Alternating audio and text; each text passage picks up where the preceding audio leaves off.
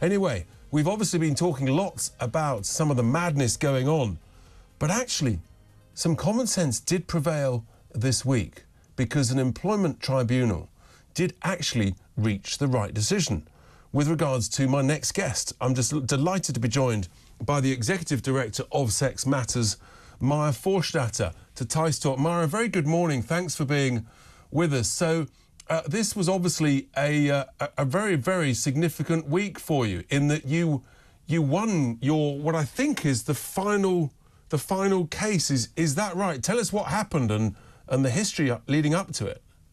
Yes, this case has been 4 years long, and this is the final judgment. I was awarded £106,000 in compensation, including what they call aggravated damages, which means recognition that my employer acted in a high-handed way, in the way that they presented me to the media as being somebody who might harass and cause harm to colleagues.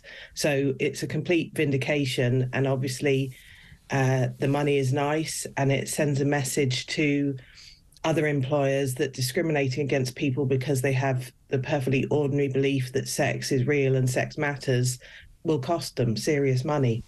And well done you for battling this so hard for so long, because it's been a number of years, and I mean, it is a clear marker in the sand, but you must be aghast at some of the things I've been talking about earlier, a colonel reservist in the army being forced out. Every day there's another story of madness. Absolutely. Kelvin Wright, the army reservist, reading his story, it sounds so similar to mine. These vague complaints about transphobia, when they won't tell you what that is. They write these reports about you, won't show you the reports, make your life a living hell, and drive people out of work. And at Sex Matters, we hear about this every week from people. We had our board meeting last week at the People's History Museum in Manchester. We hired a room there. And after we tweeted what a great location and a nice museum it was, they got a little pile on social media, and they apologized for having rented the room to us. I mean, it's truly shocking. Doing this show, when I gave my Sunday sermon a few weeks back, I had the cheek and the temerity to suggest that there were only two sexes and two genders, and I didn't want this stuff taught to our children. And TikTok took it down within a couple of hours, describing it as hate speech and inciting violence. It's everywhere. It's everywhere. And you know, in the workplace, it is it's the most damaging, I think. You know, things that if you put people's livelihood at risk, then they really, really find it very difficult to speak. You know, there are so many people on social media who are anonymous because, you know, if they spoke out in their own name, they would have a complaint against them to their employer. Yeah, well, and Maya, I hope you've got a bank account still to be able to put the compensation into, because I've been talking earlier about a number of us have had accounts basically cancelled, and there's a vicar who he's lost his bank account after many, many years of good service. I mean, a vicar no less, who's lost his account from the Yorkshire Building Society because he had the temerity to question some of this sort of transgender ideology stuff.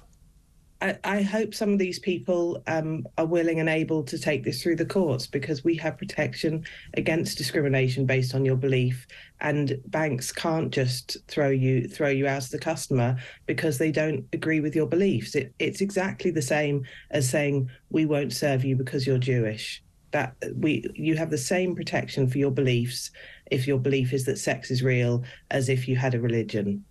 That's right, but the reality is we've seen others. How hard has this multi-year drama and horror been for your family? I mean, obviously, and indeed yourself. It must have been so difficult.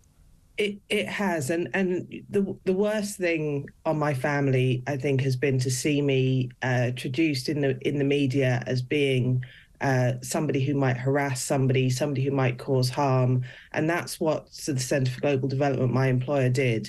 85 employees wrote a letter which was published by Pink News, basically saying that I'm a bigot, and the management agreed with that. And for my sons to have to see that all over the media was just awful. just appalling. And Maya, do you think this is as bad or worse now in the big corporates, the multinationals, the big think tanks, than the public sector, or are they sort of much of a muchness? Most of the cases that we see tend to be in the public sector and the voluntary sector. I think the corporate sector, where complaints come up, they tend to be more professional in dealing with them. So we haven't seen the employment tribunals in the corporate sector. But in terms of pushing this ideology on their employees, it's just as strong. You know, they're training people, they're requiring people to put pronouns in their bio and all of those kinds of things. So it's really bad across all sectors. And Sex Matters has just done a survey where we've had over 2,000 people come back and tell us what it's like to be so-called gender critical, which is just to have ordinary beliefs about sex in the workplace and how they are bullied and harassed. And you actually had a congratulatory message from none other than the great author J.K. Rowling, who sent you a message of good wishes. I mean, and she's obviously had a lot of grief for her views. I mean, that's quite something. Yes, and she's been supporting my case since, I think she was watching it since the beginning. And then in 2019, when I lost the very first round, she tweeted about my case. That was her very first tweet about this issue. Right. And it put my case into the public attention. And she's been so supportive all the way. It's been amazing. Well, you've Martina Navratilova said well done, and just thousands and thousands of people. Well, let me tell you, you've got lots of support, Maya, from our listeners. Fiona's just messaged in, Maya, you're an amazing woman. Can I say thank you?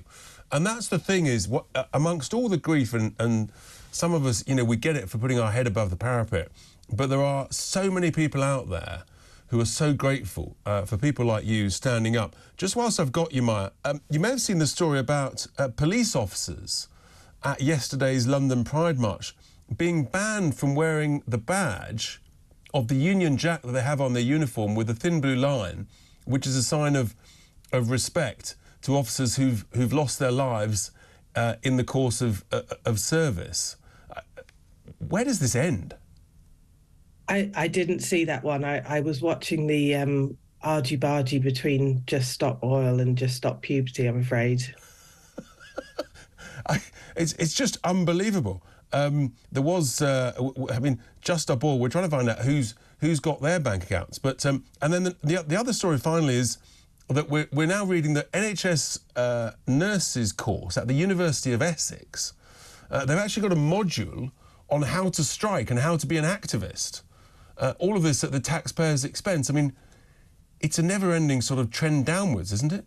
It is, and organisations are losing sight of their mission by training staff in taking these identity-based complaints and in taking their eye off the ball of what they're supposed to be doing, which is serving their customers and their users and doing their job in a professional way. This whole thing about bringing your whole self to work is causing huge problems for organisations. They're spending huge amounts of time on the kinds of things that happen to me at work, where what they should be doing is saying everyone is different, everyone has human rights, people should be professional at work, and people who call offence at other people's beliefs need to get a sense of proportion. Absolutely right, and all credit to your other messages coming in supporting you, because it's not surprising we've got a productivity crisis if, frankly, we're wasting all this time, energy, effort and resources and meetings and heaven knows what's and Zoom calls, when actually people should be working out how do you grow the business, how do you grow the charity, how do you make the think tank come up with better, more informed policy ideas?